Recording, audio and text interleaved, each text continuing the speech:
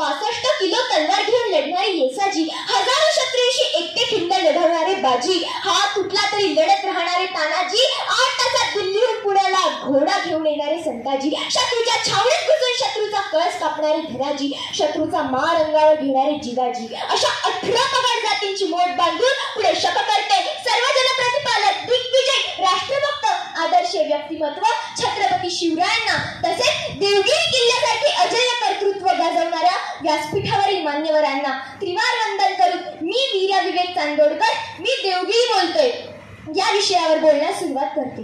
वाचवा वाचवा, मला जळतोय मी, माझ्या अंग खांद्यावर खेळणारे प्राणी पक्षी टांग फोडत आहेत, वाचवा आम्हाला, असा आवाज नुकताच 8 एप्रिल 2025 रोजी माझ्या घशातून निघत होता. अरे कार्ट्यांनो, चांडळांनो, याचसाठी का यादवांनी मला दिमाखात उभं केलं? मी शत्रू बरोबर लढताना कधीच हरलो नाही, रडलो नाही, पण तुम्ही मला रडण्याची वेळ आणली. नाही नाही, मी रडणार नाही, मी कर्तृत्ववान आहे. मी कसा कर्तृत्ववान आहे ऐकायचंय का तुम्हाला? जिथे प्रत्यक्ष देवांनी अर्थात भगवान शंकरांनी आपला निवास केला, त्यामुळे माझं नाव देवगिरी ठेवण्यात आलं. माझी उभारणी इसवी सनाच्या 12व्या शतकात यादव घराण्यातील राजे भिल्लम यांनी केली. परकीय मुस्लिम आक्रमकांनी देश लुटला, महिलांची आबरू लुटली, तसेच मलाही लुटले.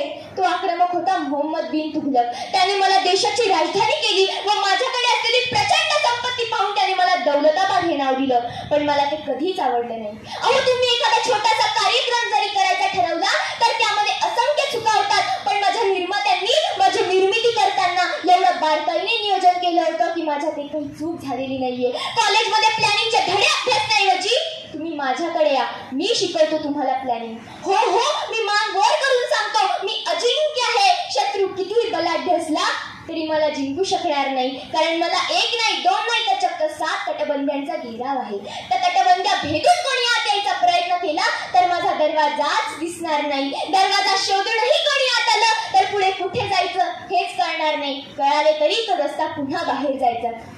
मला एकूण 45 दरवाजे आहेत, त्यापैकी 44 दरवाजे खोटे आहेत. माझ्या प्रत्येक दरवाजाकडे पाहिलं असेल तर प्रत्येक दरवाजाला मोठमोठी लोखंडी सुळे लावलेली प्रचंड हत्ती आत आणले तरी तुटणार नाही.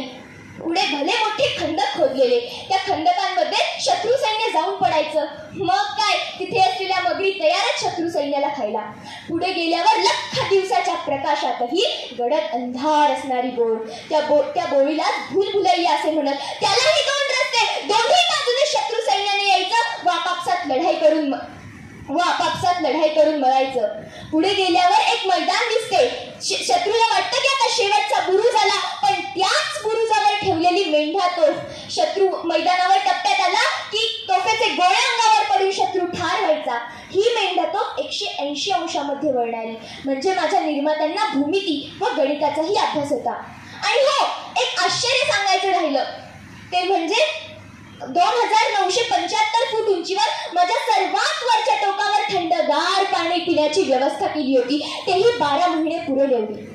1991 ला इस्रायल देशाच्या सुरक्षा अधिकाऱ्यांनी माझ्या सुरक्षेचा अभ्यास केला व स्वतःच्या देशाची अभेद्य अशी सुरक्षा व्यवस्था निर्माण केली. आणि म्हणूनच बोटाच्या कांडी एवढं असलेलं हे राष्ट्र 7 शत्रू राष्ट्रांशी लढत आहे. आणि जर मला असंच अजिंक्य ठेवायचं असेल तर इथे बसलेल्या प्रत्येकाने म्हणावे, भारत जमीन का टुकड़ा नहीं, जीता जागता राष्ट्र पुरुष है. हिमालय इसका मस्तक है, गौरी शंकर शिखा है, कश्मीर इसका मुकुट है, कन्याकुमारी इसके चरण है, सागर इसके पग पखारता है. यह तर्पण की भूमि है, यह अर्पण की भूमि है. जिएंगे तो इसके लिए और मरेंगे तो भी इसके लिए, और मरने के बाद भी बहती गंगा में हमारी अस्थियों को अगर कोई कान लगाकर सुनेगा तो उन्हें केवल एक ही आवाज सुनाई देगी, भारत माता की जय, भारत माता की जय, भारत माता की जय.